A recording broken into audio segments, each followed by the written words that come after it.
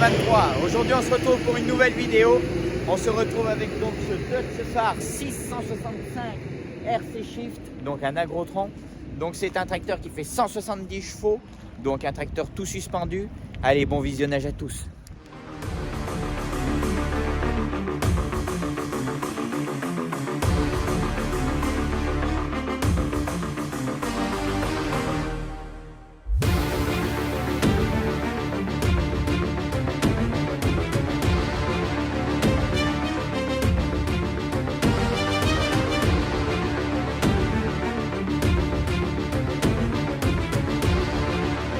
Sur ce tracteur, on voit qu'il a pas mal d'options. C'est un tracteur qui est plutôt bien équipé.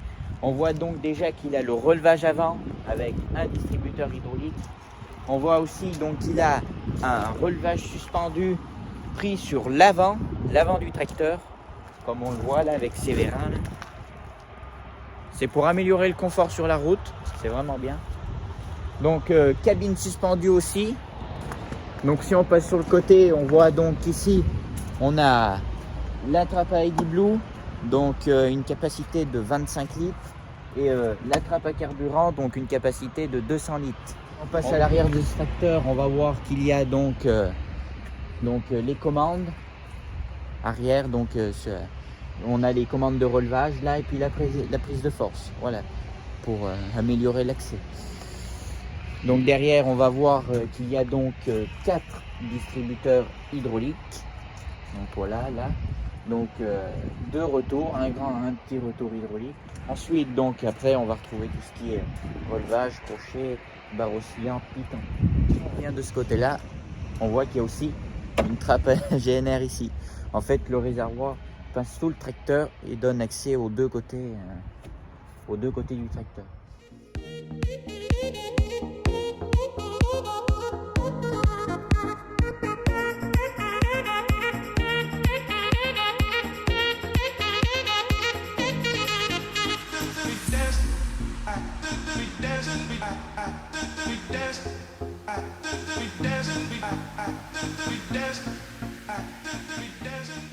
Alors on se retrouve dans cette cabine, une cabine 6 montants, donc à l'avant un grand pare-brise, plutôt bien.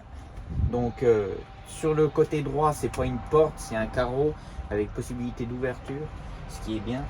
Donc alors dans cette cabine de RC Shift, donc c'est un semi-power shift. Donc on va retrouver la commande principale, donc avec la mise au neutre, le différent modes, donc mode automatique ou pas, le relevage, donc lever, baisser, stop, l'inverseur avant arrière, le régulateur numéro 1, la mise au neutre et le séquence. Là on a 2 distributeurs électro-hydrauliques sur la commande en direct. Après, sur l'accoudoir, on va retrouver donc le blocage du différentiel, les 4 roues motrices, les commandes ASM, le régime pré-réglé 1, régime pré-réglé 2, l'accélérateur à main. Sur le côté droit de la cabine, on va retrouver la clé pour le démarrage qui est là. Elle est assez éloignée. On va retrouver donc encore une fois la gestion de puissance moteur, soit régime économique ou power pour le plus de puissance. Ensuite, en dessous, on va trouver le blocage le déblocage de l'hydraulique, déblocage relevage. Ensuite, prise de force auto, tout ce qui est réglage du relevage arrière. Ensuite, ça c'est pour naviguer sur l'écran de tableau de bord du tracteur pour sélectionner ses paramètres ou autres. Ici, on va retrouver encore un distributeur électro-hydraulique, la sélection éco ou normale prise de force et 1540. Là on a le pont avant suspendu, les boutons de relevage, lever, baisser. Là on a une prise 12 volts, une prise 3 plots, vraiment bien équipé. Sur le haut de ce montant de cabine à droite, on va retrouver donc tout ce qui est les phares de travail, les feux de route et les autres feux de travaux, tout ce qui est cabine, vraiment complet, même un feu de marchepied. C'est facile d'accès, c'est bien indiqué avec des gros boutons, c'est vraiment pratique. Ensuite, tout en haut de cette cabine, on va retrouver l'essuie-glace arrière, la climatisation chauffage, et ce tracteur a une petite option sympathique, le toit ouvrant. Ensuite, sur la commande centrale, on va retrouver tout ce qui est essuie-glace, les warnings qui sont là, l'inverseur avec possibilité de passer des rapports sous charge directement à l'inverseur. Ici donc on a le tableau de bord. Donc le tableau de bord, on voit la petite animation 2 avant l'allumage. Donc on retrouve ici la puissance moteur utilisée pour l'avancement du tracteur. Là on a le compte kilomètre-heure, la température moteur. Ici on va retrouver jauge à carburant. On a aussi une indication pour la régénération. Là on a le compte tour minute avec la pression en barre des freins pneumatiques. Dans le petit compteur digital au centre de ce tableau de bord, on va retrouver donc du coup l'heure, la température extérieure, les heures du tracteur, les voyants qui peuvent être affichés, voyants quelconques. Ici on va retrouver la température hydraulique, le pourcentage de coupe du tracteur, le nombre de tours minute. Donc là c'est les rapports sous charge de 0 à 5. Donc il est en manuel, neutre. Donc là on a le compte kilomètre-heure digital. Et ici on va retrouver donc les gammes avec le petit Deutz phare écrit en bas qui est assez joli. Donc maintenant on va faire le petit essai sur route. Donc comme on le voit, le tracteur, je vais le mettre en mode automatique. Voilà, j'appuie sur le bouton mode, c'est écrit tout de suite semi-auto. Et si je veux le passer entièrement en automatique, je réappuie une fois et il passe en automatique. Donc en vitesse de départ, il va être en 3C. Donc la vitesse de décollage. Voilà. Donc hop, défait le frein à main. Passe en avant. Marche avant. Voilà. Donc la différence à un vario, c'est que le tracteur va décoller tout de suite, lui. Voilà, je suis en mode automatique. On va voir, donc dès que je vais accélérer, le tracteur va passer les vitesses et les gammes pour donc atteindre les 50 km/h assez rapidement. La différence d'un vario, c'est que ça ne sera pas du continu du coup.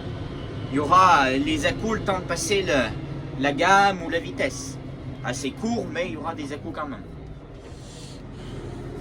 Donc voilà, marche avant, personne, hop, c'est parti.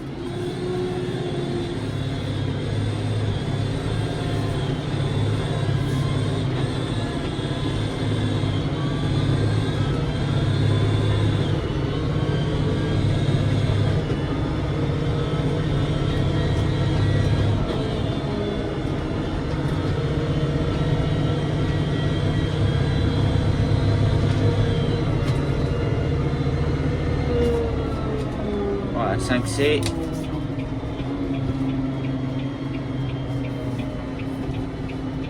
On voit que le tracteur est assez réactif.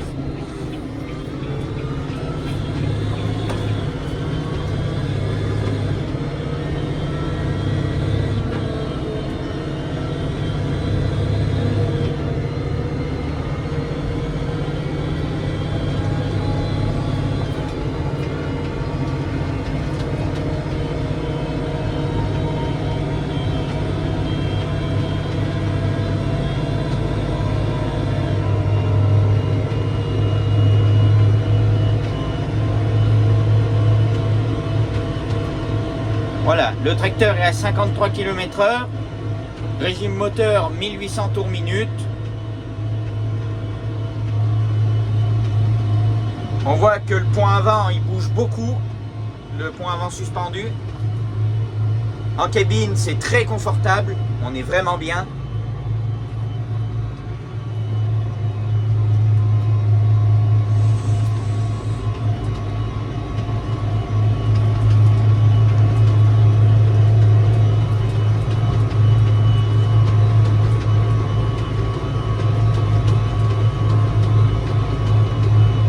Voilà, à l'avant, le grand pare-brise permet une bonne visibilité.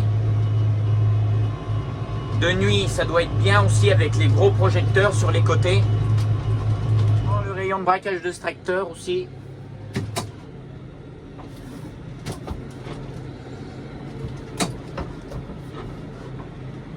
Allez Monique, on passe.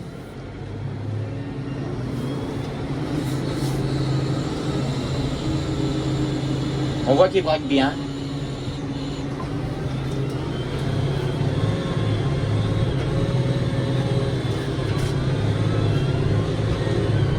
On voit tout de même qu'il y a quelques temps d'absence au niveau des passages des gammes.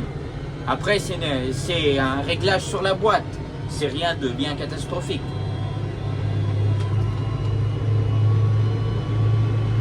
Donc on voit que malgré le fait que la route est mauvaise, sur le siège ça reste confortable. Le pont avant suspendu il fait que de bouger, il amortit les chocs au maximum, la cabine elle aussi.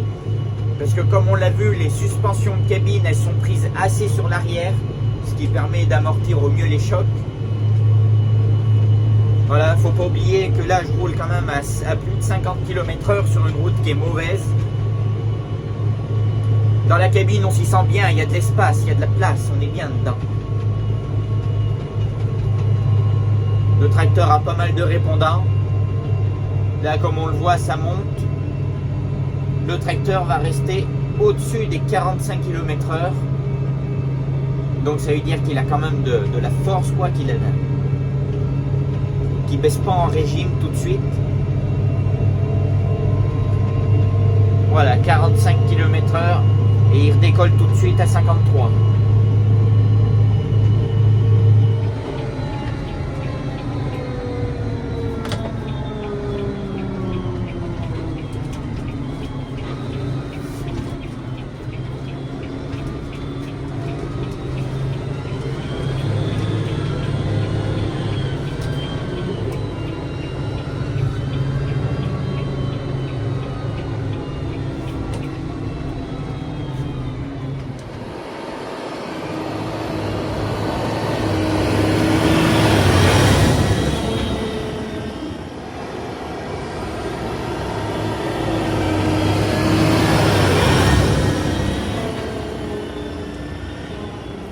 Donc voilà, un beau dos de ce phare. Donc je vous dis merci à tous d'avoir regardé cette vidéo. Si ce contenu te plaît, partage à tes amis, commente la vidéo et abonne-toi. À la prochaine pour la suite. Allez, salut!